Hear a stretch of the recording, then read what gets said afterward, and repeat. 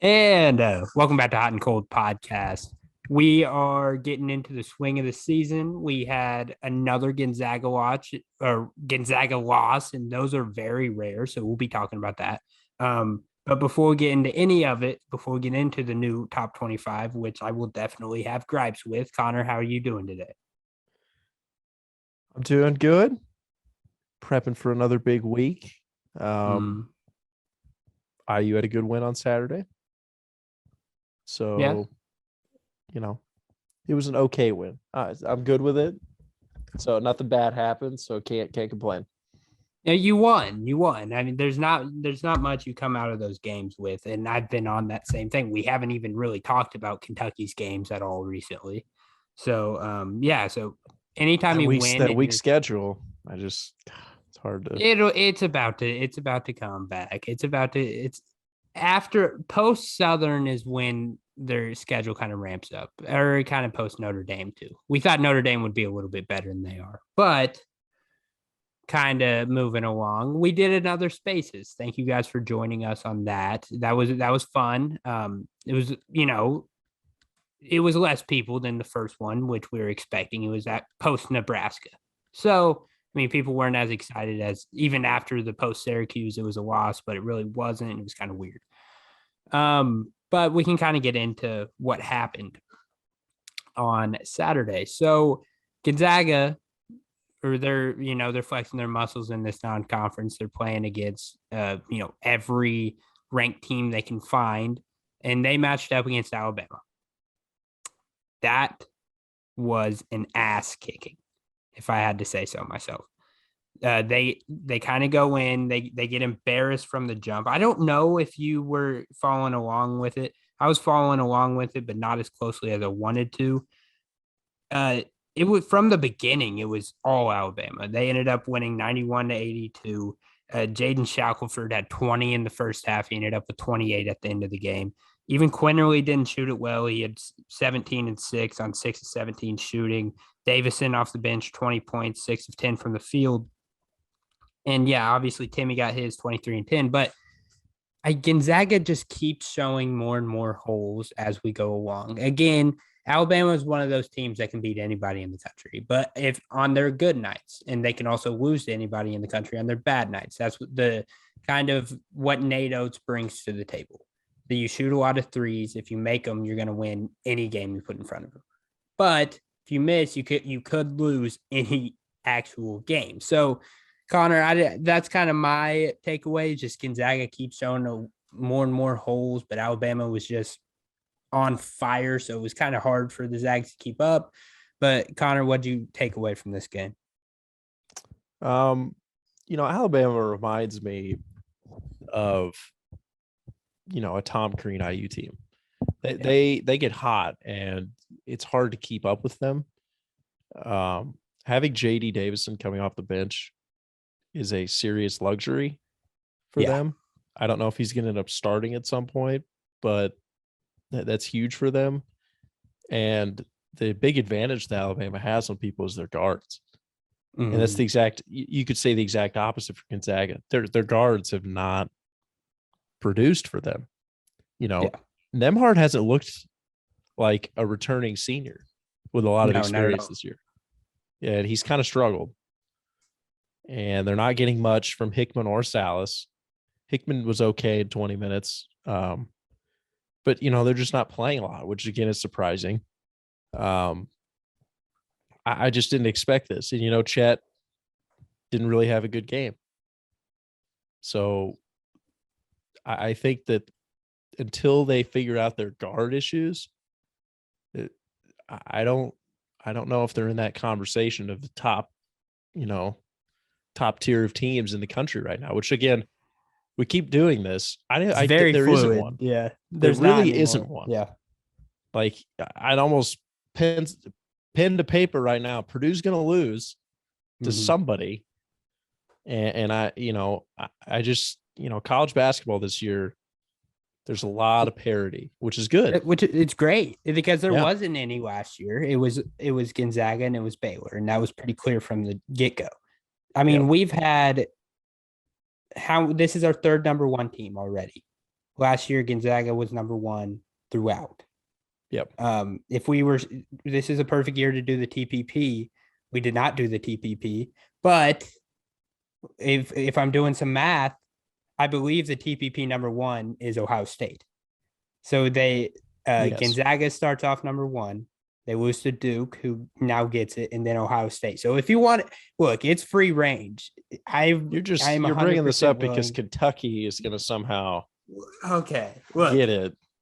we've been doing this podcast for way too long because I was going to go on a long tangent and then somehow bring it back to Kentucky, and you caught me before I could do it. So we've been doing it for way too long. You check that off. Fine, whatever. I won't do the bit. But this is serious for Gonzaga. Like Yes. this is a problem. They'll be fine. They're going to go through their West Coast Conference probably unscathed. They're going to end the season probably with 2 losses, and they're Yep. going to be a 1 seed, probably the number 1 overall seed. Think so? Yeah. Yeah, Yeah, I guess. because Well, what about Duke though? Duke could be the number 1 overall seed. I don't think so. I think You don't think they're even going to run through the ACC? they will, but not as much as Gonzaga. Gonzaga won't even have a close game in the WCC. BYU is not as good as we thought they were after their win against Oregon, because Oregon sucks, but then they lost to Utah State. St. Yep. Mary's is fine, but they're not great. And Duke's going to come out of the ACC with 2 to 3 losses, maybe. I think 2, maybe 3. Purdue obviously is probably going to have 3, 4, maybe Big Ten losses, just because it's a hard conference. Baylor, there's a lot of good Big 12 teams. UCLA, they're going to drop a couple to Arizona, whatever. I that's a long-winded way of me saying they are going to jump each and every one of these teams, and it was a bad precedent for the AP to put Gonzaga at 5 and not drop them more. And now that was kind of my transition into my problem with the poll. Gonzaga at 5 with 2 losses. I get it. They probably are, like talent-wise, they're probably a top 5 team, but it's close. And putting them at 5, it establishes the precedent. Look, they can only move up from now on because they're not going to lose, so they're not going to drop them. So they will 100% be the number 1 overall seed. They will 100% be the established favorite going into the tournament, and they're not going to win. They've already shown enough weakness that they're not going to win this year. This is a worse team than it was last year. And that team didn't have a chance when it went up against Baylor. And I know Baylor's terrific, but I don't know, man. I don't see them winning it this year. Do you kind of share that same opinion? Yeah, I agree. We talked about it.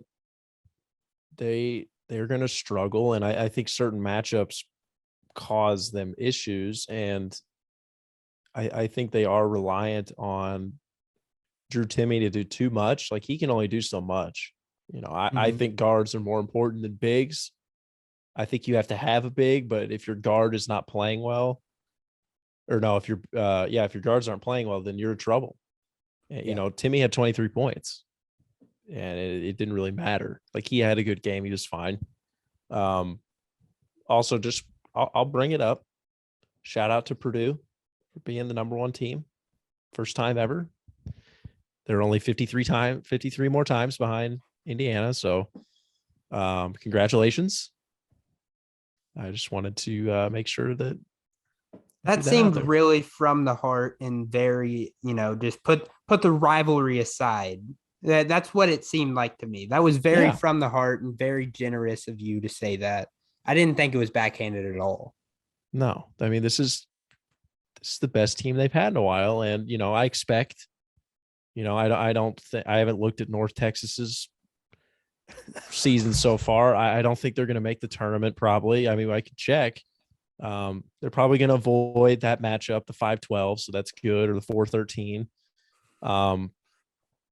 So that's good. And they won't run into a team like North Texas again. I don't think they're going to join Virginia as a 1 to lose to a 16. But that'd be funny. That'd be Matt Painter-esque. Yeah, congratulations. Yeah, that was great. That was really nice of you. That was really good. I'm happy you got it off your chest.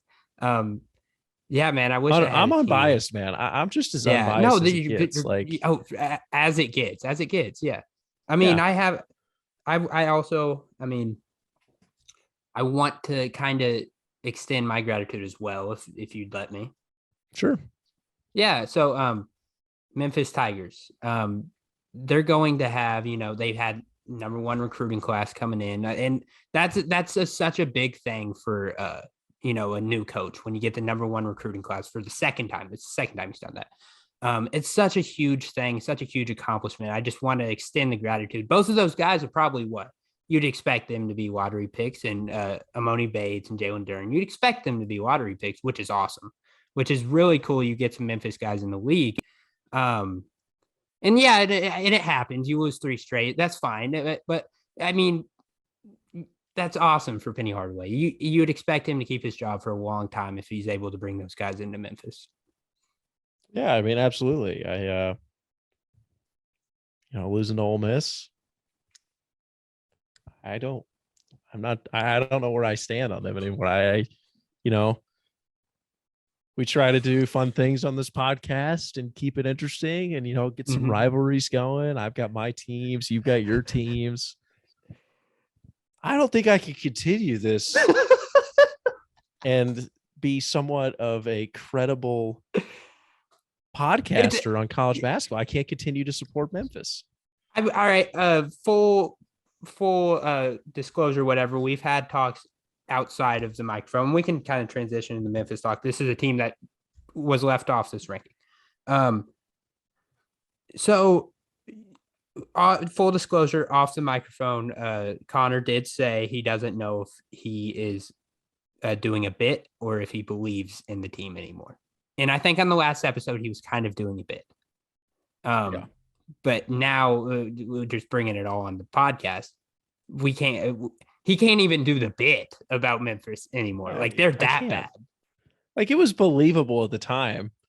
They're top 15, Amoni and Duren, like in August, September. I was, I could convince anyone that they could make a run to the Final Four. And, they lose one game and it's like, okay, shaky loss, young team still trying to gel together. We're way beyond that. Like we're way, I can't do it anymore. I don't think I've ever been more on the nose than my prediction on Memphis this offseason. I've never had a better prediction in my life. Yeah. Will you let me kind of? Yeah, I'd agree. I'm surprised. See, again, you saying that they were going to be bad just fueled the take that they could be good because you usually jinx these teams. Yeah, I do. I think I'm getting a little bit better. I've had a couple good ones go my way.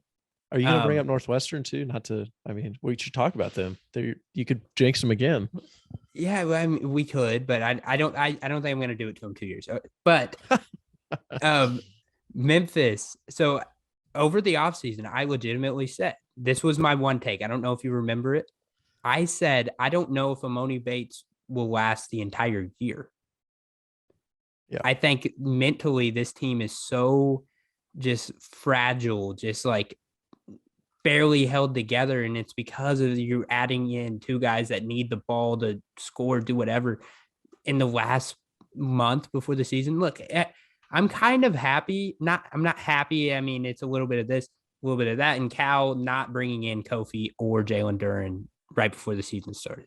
Because if you look at it, Illinois is struggling because they thought Kofi was good as gone. And now their offense runs completely through him, and they suck.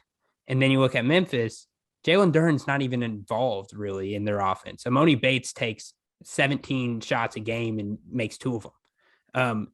That team is bad. That team is awful. I think they would have been better without the 2 on their team. I think they would have been a much more cohesive, probably a ranked team, probably 25, 24-ish if neither of them came. And I think they kind of screwed themselves badly, like really badly. And I love to watch Penny Hardaway, fail miserably. So that's all I got to say. Yeah. Real quick on Memphis, and we can move on. But, they've had 3 bad losses now. You lose to Iowa Iowa State's State. not terrible, but it's They're not. not terrible. They're Yeah. not terrible. But they've had 3 pretty bad losses, you could say. The thing that I could continue the bit for is that they have a chance to make up for all of it. If they beat Alabama and Tennessee, everything changes. You're almost like back to where we were. Yeah. This is a top 15, top 20 team that could make a run in the tournament. You probably wouldn't want to play them. Like, look, again, even with how bad they are right now, we talked, if they sneak into the tournament, you don't want to so play. hard. Try it. You don't want to. I'm just saying, like, if Kentucky had to play, like, say there's a 5-12, say Kentucky's the 5 seed, they have to play Memphis in the first round, which would be fantastic, by the way. It'd be a great game. It would be. I don't think the score would be anywhere but close. But the storylines would be great. Yeah. And look, as a fan, you would be very confident. Be like, oh, we're gonna kill them. Memphis, Penny sucks. Blah blah blah. But deep down, you'd be like, I'm a little worried. But again, that only happens if they win these next two games. They play a good Murray State team. Murray State 7-1. They could lose on Friday, which would be 4 bad losses in a row. I told you in those 4 games, in Ole Miss, Murray State, Tennessee, and Alabama, I said I believe that they will go 1-3. Yeah, I said 2-2 or 1-3. You said 3-1. Yeah, I that's why I'm bringing up the hypothetical. They got to win. They got to win 2. Yes. Yeah. No. Win them both now. They have to win them both. Basically, my opinion of this is, if they lose those games, I don't think they make the tournament. No, there's no chance. It's going to be hard for them to make the tournament. I don't know how they could. You can't go into a weak conference with, what would that be, 5 losses? You can't go into that weak conference with 5 losses. Even no matter how much you make up in there, you still got Houston, who will absolutely dismantle them mentally and physically. Cincinnati will probably get a win over them, if I had to guess.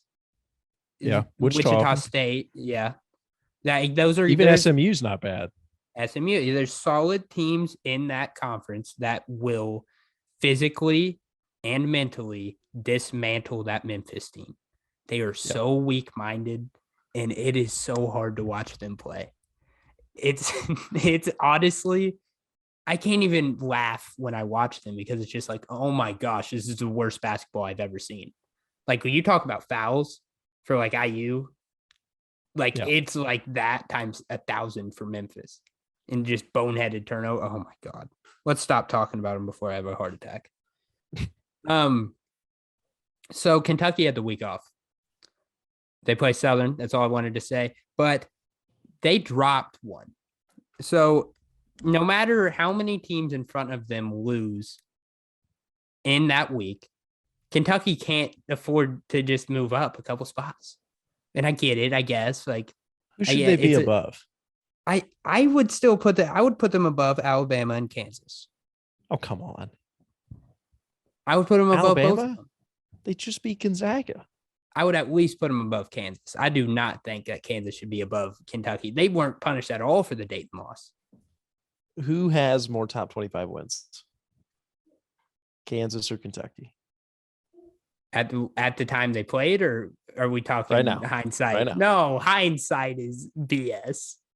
But fine. Kansas has 1. They also beat St. John's by 20. They did beat St. John's by 20. Who is not a bad team. So, we'll know more about we'll know more about this. We'll know more about this Kentucky team after post Southern. They need to play somebody. You shouldn't move up in the ranking for not playing anyone. Like, that's not how this works. I'm just gonna complain every time that Kentucky moves down. But you can't move down after not playing, right? You have not done anything. you can get passed up by being idle and not doing anything. That's all right. Fair. That's a fair point. That's a whatever. so fair point. Yeah. they'll earn it. They beat Ohio Right. State coming up, and That's just the then fan in me. That's the bias. I get it. I get the it. bias segment. Okay. Moving on. Arizona. How do we feel about Arizona? I'll be honest, I haven't watched a lot of them.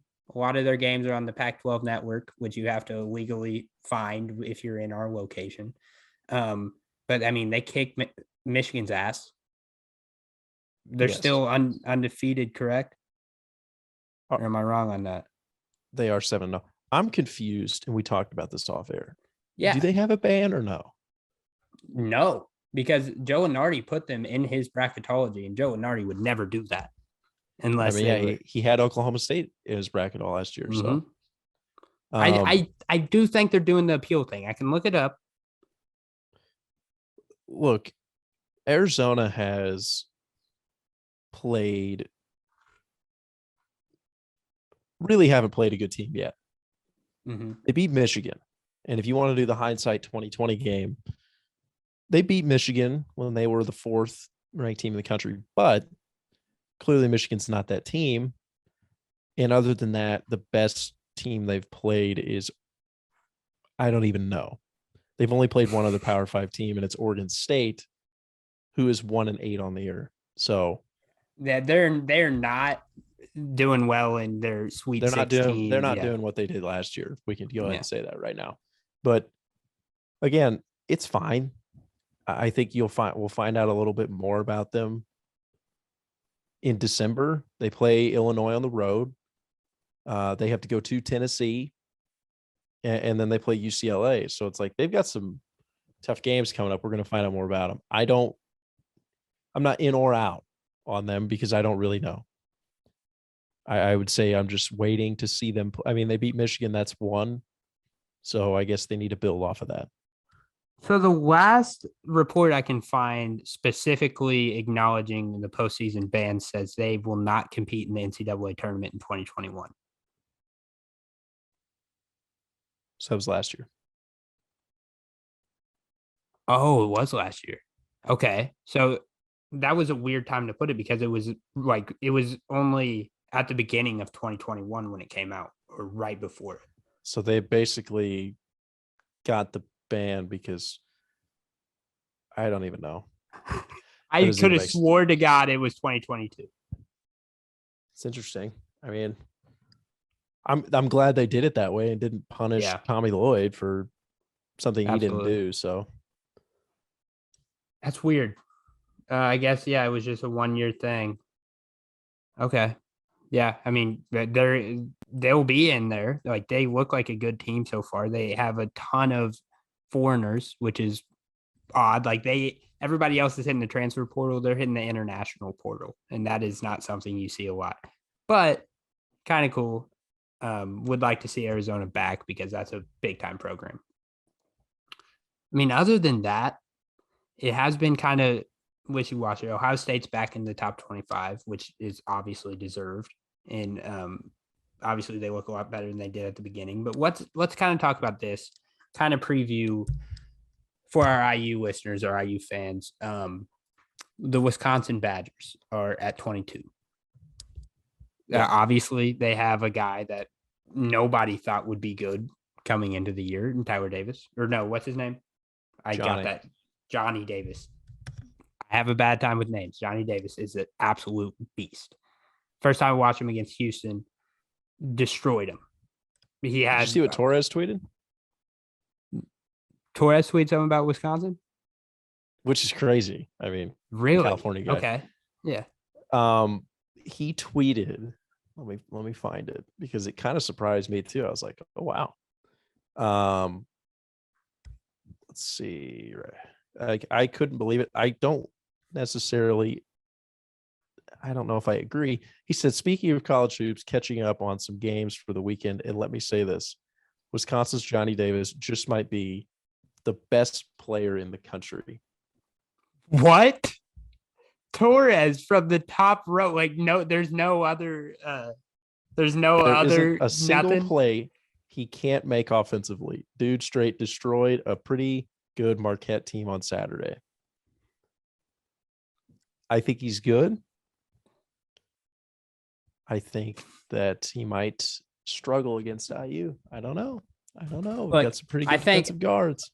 look, we talked about it. The guards in the Big Ten at the beginning of the year, we thought it was going to be Jaden Ivey and we thought it was going to be Andre Curbelo, and those were the two to beat, right? Yeah. It's Jaden Ivey and it's Johnny Davis by far. Yep. Johnny Davis, he has impressed the hell out of me. I don't know exactly. Let's see what he's averaging so far. Yeah, averaging 26, leading them in every category except blocks. Every statistical category except blocks, which is just absolutely absurd. He can't. That's coming off a year where he averaged what, like 4 or 5 last year. I don't remember this guy.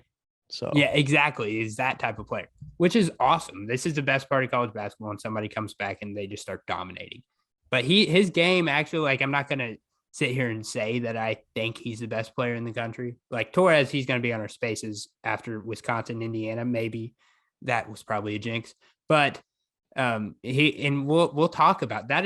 I think that's something that we should ask him. No. Oh yeah. Yeah. And we're gonna find out. I mean, last year Demetric Trice really hurt them. Now that there's a whole different defensive game plan scheme going on. So it'll be interesting because it was weird. IU was they didn't even play the pack line. Like they did that, they switched 1 through 5, which was odd. And I don't think they're going to do that. So it'll be interesting to see how they handle the guards. I think they had a pretty good game plan for Nebraska. They shut Bryce McCallens down, by the way. I was not impressed with him. He looked bad. He was like, jacking up shots. Like he looked really bad. And Parker Stewart was on him for a lot of the game. And he's not like a standout defender. So yeah, he can hold his own. He's a big body kid. Yeah. Yeah. So I don't know. I mean, I think this game is going to be a true testament to if IU is for real or not to a certain degree. If they lose this game by a lot, like they normally have, then a lot of people, including me, might be inclined to say that the progress that we thought we've made hasn't really happened. Again, I don't like moral victories. If they keep it close, I guess that would be okay. Like I could live with that, but I'm borderline expecting a win. Like I think it needs to happen. It hasn't happened since they haven't won at the Kohl Center in like 23 years. So it needs to happen. It's a way better matchup than Syracuse. Way better matchup. Like, I think actually, so. They're a much better team than Syracuse, but the way that Syracuse could wide it up, Wisconsin's not going to do that. They're going to slow you down a little bit. Look, if you have somebody ready for Johnny Davis, if maybe you guys talk about Rob a lot, if maybe he can come off the bench and be sort of a lockdown guy, like that'd be nice. That'd be nice. Just somebody to put in front of him is needed. Now, I've got a little issue with that though. It's at the Kohl Center because, well, yes, Xavier Johnson has this foul problem, which is not good. Rob is allegedly like not healthy again. He's got this calf thing going on, and if he's not healthy and Xavier's in foul trouble, then IU is in serious trouble. So that to me right there is something that has to be watched. And if Xavier and Rob don't play well, then I think it does get ugly. Like I could see it happening. But again, Wisconsin is not gonna look. Trace is gonna have his. You let's not forget about that. Like their bigs are not gonna be able to really stick with Trace like other teams in the conference will be able to. So I think that's a plus. It's just the guard play. You're in some serious need of a big Xavier Johnson game, and we haven't seen one of those in a while, or at least the last couple of games. So kind of moving on. We will do a spaces after that. We'll try to get all the guests we can, all the cool guests we can. And you said one more thing. You said you aren't in love with the moral victories. You said you hated that. And I thought it was funny. I'm not making fun of anybody that we had on. I'm not making fun of you. I'm not making fun of anybody. But the way it was talking, it really seemed like a moral victory. The way everybody was talking, it really seemed like it. Because everybody was happy. Nobody is Syracuse ever happy. Game? Yeah. Nobody's ever happy after a loss. In my realm, in a Kentucky game, nobody is ever happy. Yes. I think ever. I think okay, look, I think I'm not saying that's bad. I'm not saying that's bad. After the last 4 years of struggling to score the basketball in any way, the exciting nature of the game, I think fans were so like in shock by it, including me. Like it was unreal. Just the back and forth and actually being able to come back in a game, like that was cool to see. And I think we were so mesmerized by that we're not even really aware that we lost. Like 50 points in a half. Like there were games last year in the last 4 years. We were lucky to score 50 in the game. Yeah. So yeah, that's true. And look, I felt that same way about Kentucky when even if they're beaten up on a bad team, like the Ohio they're a good team, they're a tournament team. We beat the crap out of them in the second half. So like it's kind of cool seeing the speed and everything compared to last year's team, even. And you dealt with 4 years of bad offense. I was just comparing it to last year. So I get what you're saying. I wasn't judging. I was just saying. Oh, no. I love how everybody was saying I hate moral victories, but it is something that IU fans are not accustomed to. And that is what 4 straight years of bad basketball will do to a fan base. You'll take anything you can get, and to be mentally sane. It's like you have to start taking some good. Like, you can't just be negative all the time. As pessimistic as I can be, I can take. You should see me watch the Pacers or the Colts. But moving on. So the net rankings came out today. First net rankings, worst rankings in all of college basketball, and they came out. These are new. I think these are like circa our junior or senior year, like 2018, 2019 is when they started doing these, and they're already out of date. Like, I don't know what metrics they use, but the first one is always the worst. And it doesn't really get better by the end of the year, if we're being honest. I mean, Purdue won, fine. First one right off the bat, LSU at number 2. We can talk about LSU. LSU has a lot of talent. Adam Miller out for the year, though, so that was a huge hit for them. And, I mean, they're fine. They're a top 25 team, absolutely, and they're probably better than 25, but they just haven't shown it yet. Them at number 2 is actually insane. I guess they're just using the stats they've put up, whatever. I hate these rankings. I think we both wanted to bring it up because they're so disrespectful to our teams every year. Kentucky, 39. The 10th best team in the country at 39. As probably a bubble team at that point. But what are you saying? I don't get it. Like, I don't know what they really base it on. The quad 1, quad 2, quad 3, and quad 4 victories, like, they matter. And I don't know. It's weird. Like, if they really matter, then LSU should just be number 1. Like, Purdue has 2 quad 3 victories and 2 quad 3 and 3 quad 4. Well, LSU has 4 quad 3 victories and 2 quad 4. So, like, and a quad 2, which Purdue doesn't have at all. But then Purdue has some quad. Like, it's all just a mess. Like, I could talk in circles about this. I don't know. Like, Baylor is clearly better than LSU, but they're below them, and I don't know why. I don't know what the factors are, and it just affects our teams, and I will continue to have a personal grudge with these rankings.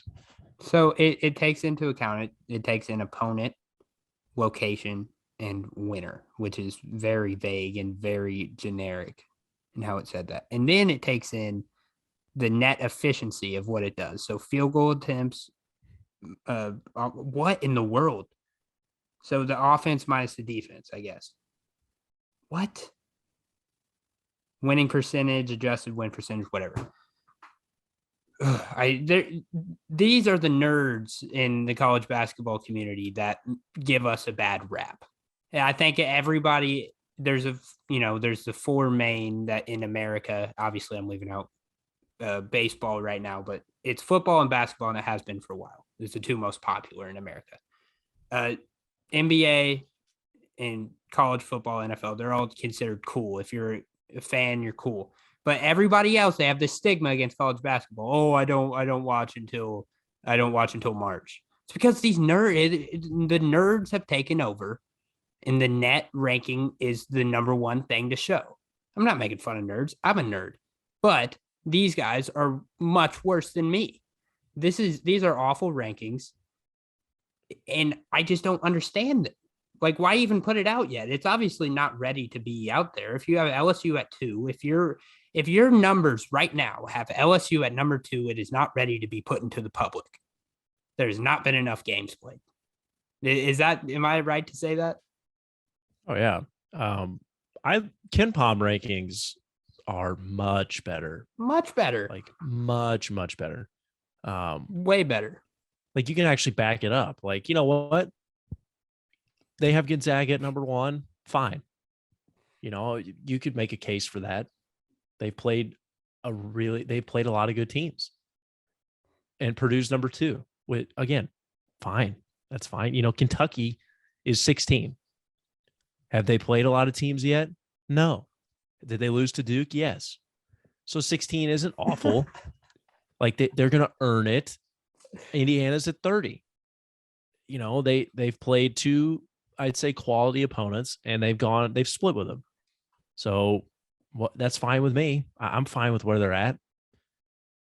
So the net, man. The net. And Ken Palm shows his work, even though like nobody really knows what these numbers mean next to him. Like, I guess if you actually look hard enough, you will know. But he shows his work next to it, which is huge. I mean, Gonzaga at 1, again, it's a weird thing to do. But like you said, you can kind of make the case for it. So I think we should make this, Ken Palm should take place of the net. No? Well, I just hate how, you know, the selection committee like factors all of them into it. And it's funny. Do they factor in Ken Palm as well? I thought they did. Do they not? I'll look it up. This is a big looking up day. We'd love to have Bryson on with us. I can't remember if they do or not. But like when you pull up a team's rankings and, you know, AP coaches, Ken Palm and the net, and all of them are pretty close. You know, IU in the past, you know, with these years they've struggled. They've been in like the 40s and the 50s, and then in the net, they're like 95 or something ridiculous. And it kills them. The net it rating, hurts. It actually does. It kills them. Yeah. And they look at it and they're like, oh, 95. Nope, they're not getting in. And it's just like, how can a ranking be so far off of everybody else's and actually be looked at and taken into consideration? I just don't get it. But they keep it going. So it's something I will continue to make fun of. I mean, it gives us a lot. It gives us a lot of material because we love making fun of lists. And this is a really good one to make fun of because look, we're not even making fun of a person at this point. I guess we are, but we're making fun of a computer. And yes, if it's just not, it's not ready to be put out there. And especially, yes, it's hurting teams. If that doesn't, you know, shape out at the end of the year, it's going to hurt Kentucky. It's going to hurt Indiana. Based off numbers we don't even see. Like, they're not showing their work at all, and they're just putting teams in a list, and it just makes them look stupid. We should get somebody on that, like, that understands it, that, like, is from, like, in charge of these rankings and, like, publishing them and be like, okay, explain this to me. And you like, or 5, Yeah, Michael Scott. and why you're screwing our teams every year. And why is it always you guys? It's the same teams that are at the bottom each year, which is weird. And I feel like LSU and Baylor and all of them are always at the top. But it's always these weird teams. Indiana, yes, these weird teams that are at the top, and it doesn't make any sense. Oh gosh, this is I'll do some research and I'll find somebody that is working on in the net rankings, and I will get them on. I don't know if they will come on. I did call them nerds. Not more than nerds can be a compliment. I think I love to be called a nerd. I think I'm a nerd, and I think that's a good thing. It means you care enough about something. We care very knowledgeable on something. Yeah, we care about basketball. That's not nerdy, right? No. Those guys, they're nerds. The net ranking is nerds, but I'll find somebody. I don't think they're nerds. I think they're just stupid. So, like, I think their rankings are just stupid. Like, that's pretty irredeemable what you just said right there. Like, I will wholeheartedly just disagree with their rankings. Like, I'll respect the work, respect what they're doing, good for them. But I think they're dumb, and I think they're wrong. Yeah, I don't know. I think we should probably end this first off. But I think that we complain a lot. Yeah. We don't come up with enough solutions. I think we should start coming up with solutions, because I don't like when I am watching the news or listening to a podcast and all they do complain. I think we should start coming up with solutions. I think we should make our own HNC rankings. I'm fluid in Excel. Okay. Should I do it? It's going to be a lot of work. I can't remember if Bryson's done something like this. I remember Bryson telling me him doing those rankings. Yeah, but he did it it took him a long time because he like manually entered everything. I'm gonna do it, and I'm gonna give half the credit. I'm gonna give half the credit to Bryson. Yeah, because he did it first. But yeah, and then I'll criticize you guys too, and then you'll destroy it. Tear it to the ground. Yeah. With Indiana, hey, again, I have to do that because I am unbiased. I am an unbiased source of information. So perfect. Yeah, I'll get on that as soon as possible. But Connor, thank you for joining me. Everybody, thank you for listening. Make sure you tune in to the post game of Indiana, Wisconsin, and then on Saturday. Connor, I don't know if you're free. We haven't discussed this, but I want to try and do a Kentucky Notre Dame post game. I'm good with that. Okay. Yeah, it'd be perfect. And maybe in the near future we can just start doing random ones throughout the week, which would be cool. Yeah. But, hey, and look, these spaces are a premium opportunity for literally anyone. Yeah. To come in and either agree with us or most likely disagree with us and tell us why we're wrong. It's a free opportunity to, as a listener of this podcast, to air their grievances with us. So call us idiots. Say the mean it. Like, don't. All right. There was one guy that went a little bit overboard in the first one, but so don't do that. But we can talk about it, but call us idiots. We want a back and forth in these. We want a back and forth exchange. You know, we did the one with Syracuse and everybody's, kind of agreeing. We're all just kind of happy, and that's fine. That could happen again. It'd be all right. But, some disagreements in there would be great. Come in and disagree with us. Tell us why you think we're wrong and why you're right. And we'll have a conversation about it. That's what makes sports fun. The debates are what makes sports fun. Exactly. I don't want to sit here. I don't want to sit for the entire spaces and be like, after this next one, man, yeah, Race Thompson, he showed a lot of hustle out there. I want you to come out and say, dude, how can you turn the ball over 19 times in a game again? Like that's irredeemable. Just stuff like that. Just, you can criticize our takes. Yeah. Or if we say something bad about race, you can say something good about race. Just disagree if you disagree. Don't be afraid to call us idiots, because we're not superstars. So that's all I had to say. Yeah. I like that. I think we should have some disagreements. Don't get heated, but a lighthearted debate, and then you guys can, listen to the podcast afterwards. So thank you for joining me, Connor. Thank you guys for listening. Tune into the spaces, and we'll see you soon. Love you guys.